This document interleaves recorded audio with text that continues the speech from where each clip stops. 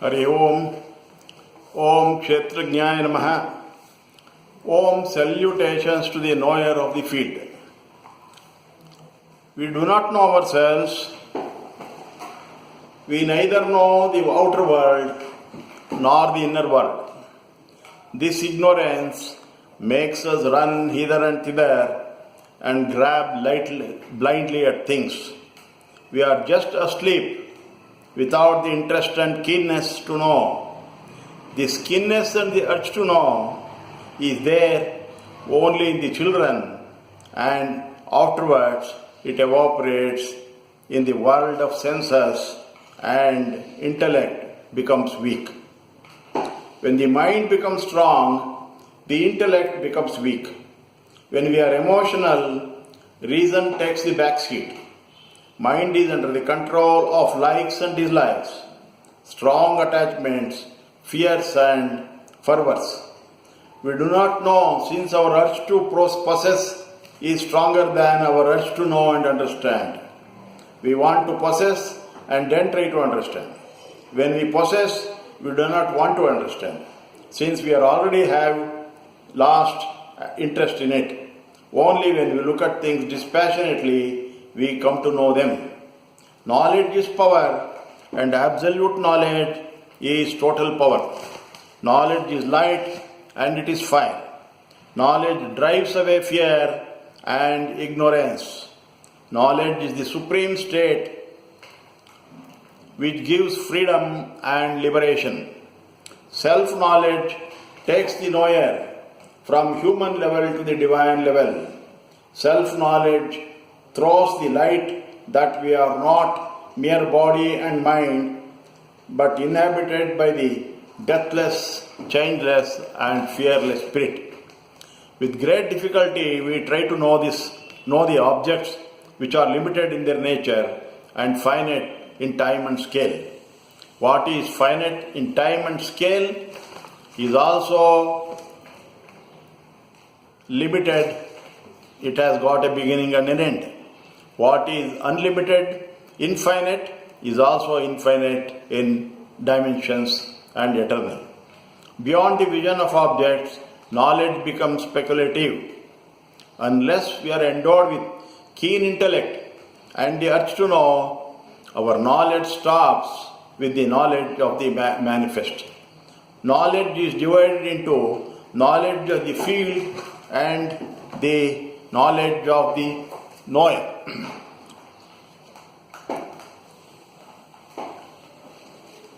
Idam sharira kaunteya kshetram iti abhidhyate etad yoveti tam prahu kshetragnyaaya iti tadvidaha. This body, O Arjuna, is called the field. This body itself is the kshetra. He who knows it is called the knower of the field by those who know of them. Doctors know only organs. Doctor knows only part of the body. Doctors do not know about the mind. So also the psychologists try to understand the mind, what is going on in the mind. They neither know the brain nor the body, and it is only the witnessing self, the soul, whose nature is consciousness, which is pervades inside and outside, knows this field, and that is why it is called the Kshetragnya, the knower of the field. The Supreme Self is the Supreme Knower, Paramatman. He knows all the universe, all the souls, and what all is manifest and unmanifest. He is called the Jati Veda. Kshetragnya chapi mam vidye sarva kshetreshu bharata kshetra kshetragnayor janam yatta jnanam matam mama. You also know me as the knower of the field in all fields, O Arjuna. Knowledge of both the field and the knower of the field is considered by me to be the knowledge. It is not just knowing the knowledge of the body, but also of the mind, but also of the soul, but also of the time and space. That is the total knowledge. The Supreme Self, the all-pervading Brahman, Sri Hari Narayana, is the supreme creator of all the souls as well as the bodies. The bodies are made of the great elements, and the Supreme Self is creator of the nature of the great elements. He makes these great elements, which are the basic elements of which the body is made, of which the food is made, of which the time and space is made. Hence, the Supreme Self is the supreme knower. When we know, when we are enlightened, we attain the nature of the Supreme Self. That is why we say, Jnana eva paramam padaha, nahi jnanena paramam, nahi jnanena sadrusham, pavitram iha vidyate, and we call it Jnanagni, which destroys all ignorance, and we call Jnanadeep, the light of knowledge. Next is Om Kshetragnyaaya. Om, salutations to the imperishable. Om, salutations to the syllable Om. Om is also called Akshara. The word Akshara refers to the imperishable nature of the Supreme Brahman. It also refers to the Udgita, syllable and symbol Om. The Supreme Self is the imperishable source of all the perishable objects and beings. It is the prana, the vital force. It is the consciousness, chit. It is the prajna, and it is the intelligence. That we call it the supreme entity who is the Lord and Master of truth, consciousness, bliss is Satchidananda. Om iti etaksharam yatadaksharam udgitam upasita. Om iti rudgayati tasya upavyakhyanam. One should meditate on the syllable Om, the Udgita, for one sings the Udgita beginning with Om. One Om is explained as follows. Om is the most appropriate and nearest indication as well as the symbol of Supreme Self. This is the great sound. This is the root sound, and when chanted, it starts from just above the stomach, travels upwards, touches the tip of the nose, and moves upwards. It starts below the stomach, Om, and it moves upwards. It is the purifying sound and all-pervading sound. It is the sound of silence and is the background of all sounds. This absorbs all sounds and creates silence. Om is the essence of Sama songs of the Samveda. Om is the essence of all essences. Om is the Udgita. Om is the consciousness. Speech is Ruk. Prana is Sama. Prana, the vital force, and the organ of speech are joined by the Om, the energy of all energies. It is the combination, it is the focal point of the energies. Om is the syllable of assent. When you say yes, you say Om Tat Sat. This is declared in the Bhagavad Gita. It is the symbol of positive mental attitude. It accepts everything and it is acceptable to all. All Vedic hymen starts with the Om. One recites with the Om, one listens with the Om, and one sings aloud with the Om. Aksharam Brahma Pramaha Swabhavo Adhyatmam Uchyate Bhuta Bhavo Bhavatkaro Visargaha Karma Sangitaha. Brahman is the imperishable, the supreme. Its essential nature is called self-knowledge. The offerings which causes existence and manifestation of beings and which also sustains them is called action.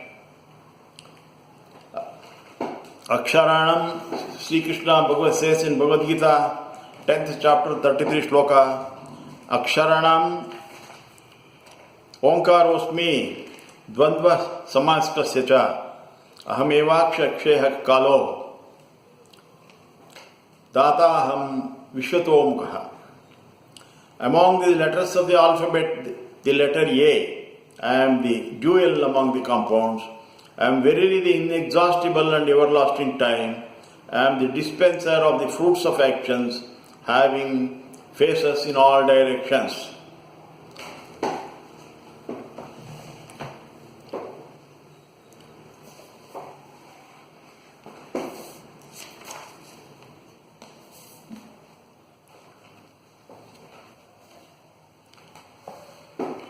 That which is declared imperishable by those who knows the Vedas, that which the self-controlled ascetics or sannyasis and passion-free enter, that desiring which celibacy is practiced, that goal I will declare to thee in brief. This is what Sri Krishna says in Bhagavad Gita.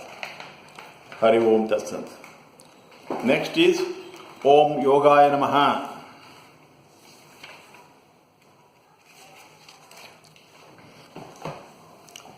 Om salutations to the yoga, the harmony.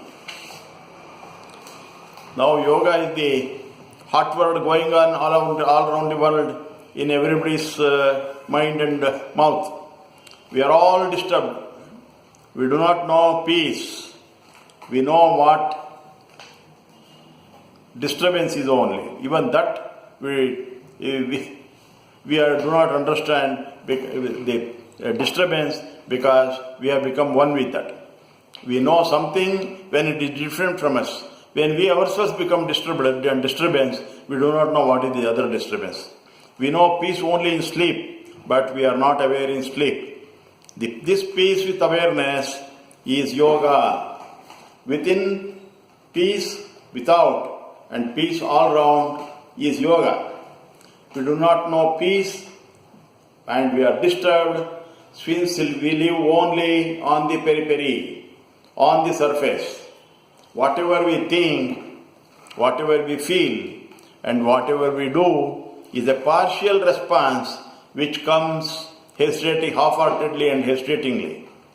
There is no totality in what we feel, in what we think, and what we do. The surface is always disturbed. It is the center that is undisturbed and unmoving. It is the center that is always steady. Our body is the surface. Our mind is just one level inside the body. The center, the source is the self, Atma, our soul. This soul is deep and silent.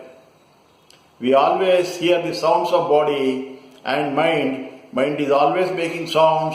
We are far from our heart.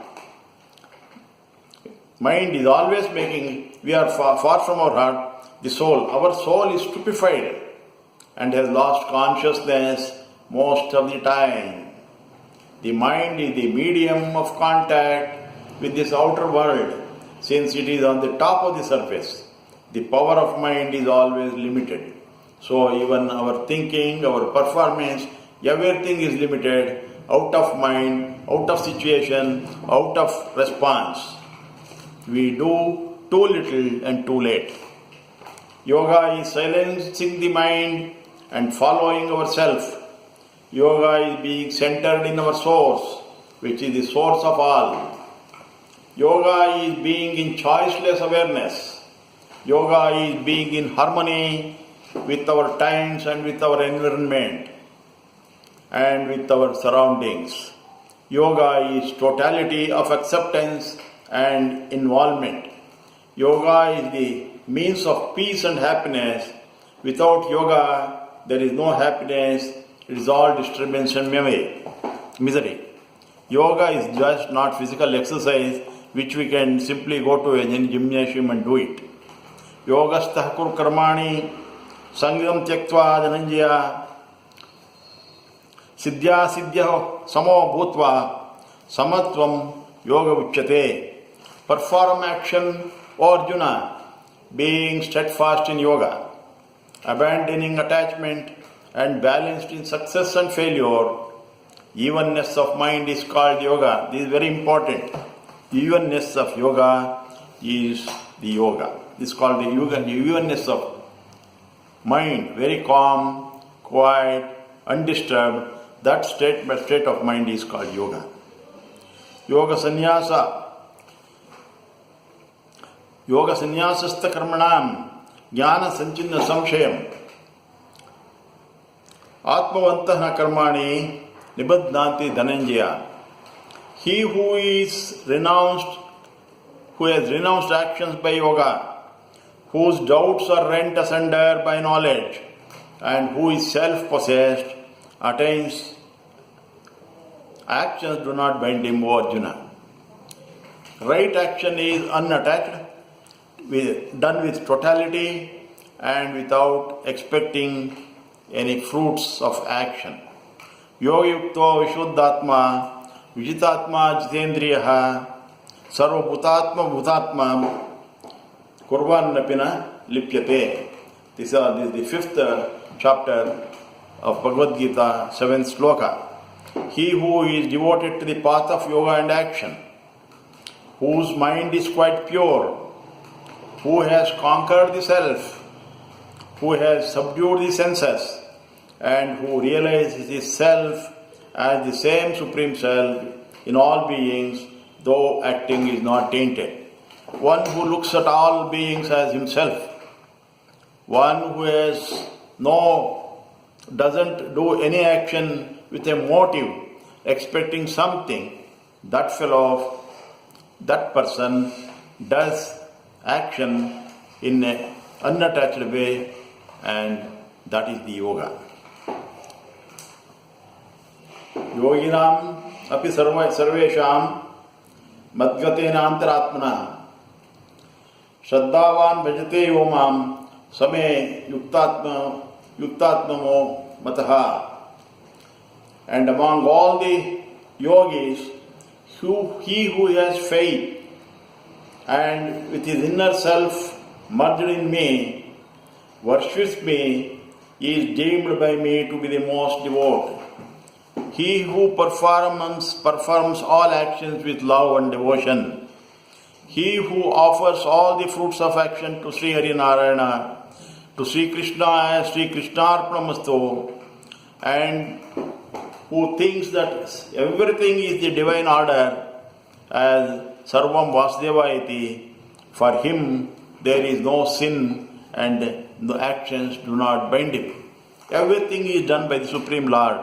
The wind blows, water flows, the sun shines, the seasons change, the crops grow, the farmer throws a handful of grain and then collects the bags full of the grain given by the Supreme Lord, and which are grown by the rains sent by the God, and as per the seasons, the food is produced, and everything is done by the God, and there is no meaning in telling I did it, I am growing it. Nothing is done by us, because for any action to be successful, 5 factors are responsible.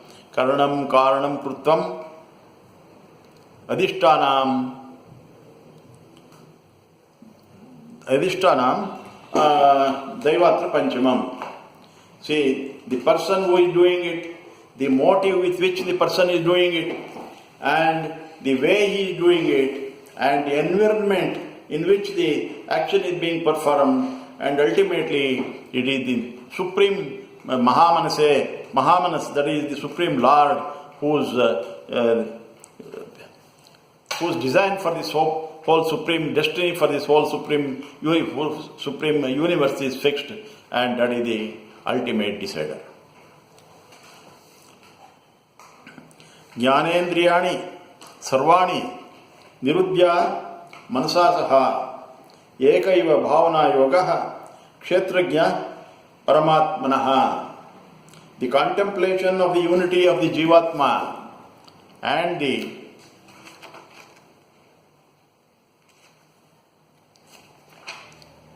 Paramatma with the organs of knowledge and the mind withheld is yoga. What is yoga? Yoga is the coming together of the inner and the outer. The soul and the Supreme Self being in consonant. our desires and the God's desire becoming one and the same. We cannot, without our wishing something else, oh, this should have been like this, oh, that should have been like that, and accepting whatever happens, oh, this is the reality, this is the divine order, and that brings the mind to peace, and the body's self-correcting mechanism works in full swing, and that is the yoga. Allowing the mind, allowing the body to work in its own way, in its natural way, even that is the yoga. Suppose we cut a small wound, it heals itself. A bone is broken, it joins itself. Only thing is we put plaster so that any extra pressures does not distort the setting of the bone. Otherwise, everything is done by nature. So, how to practice yoga? This we will explain to you in detail. The real yoga, the real meditation. Hari Om Tat Sat. We will continue this.